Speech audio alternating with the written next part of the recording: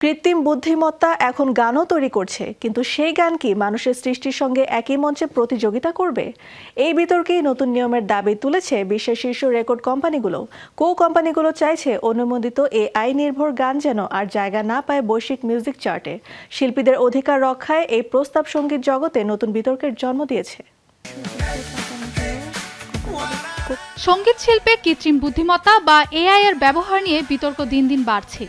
এবার সেই বিতর্কে বড় পদক্ষেপ নিতে একজোট হয়েছে বিশ্বের শীর্ষস্থানীয় প্রায় 1 ডজন রেকর্ড কোম্পানি। তাদের দাবি, মানবসৃষ্ট গানের স্বকীয়তা ও শিল্পীদের অধিকার রক্ষায় বিশ্বব্যাপী মিউজিক চার্টে এআই নির্ভর অনেক গানকেই অযোগ্য ঘোষণা করতে হবে।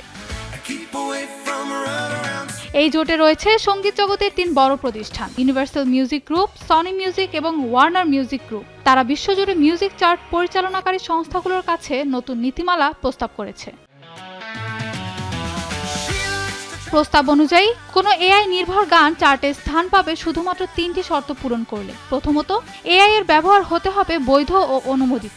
দ্বিতীয়ত, গানটি মূলত মানুষের সৃজনশীল কাজ হতে হবে, যেখানে এআই কেবল সহায়ক হিসেবে ব্যবহৃত হবে। আর তৃতীয়ত, গানটির সঙ্গে স্ট্রিমিং জালিয়াতি বা চার্ট কারসাজির কোনো অভিযোগ থাকা চলবে না।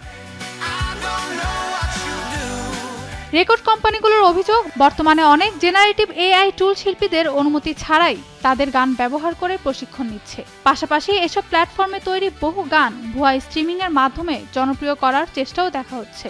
এতে প্রকৃত শিল্পী, গীতিকার ও সুরকারদের ক্ষতির মুখে পড়তে হচ্ছে।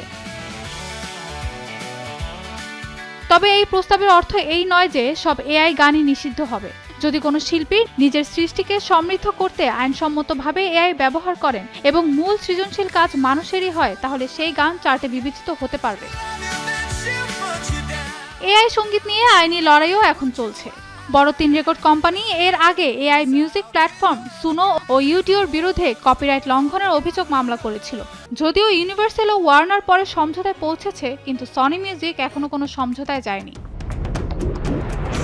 Mahbuba Mustarin, showbiz tonight.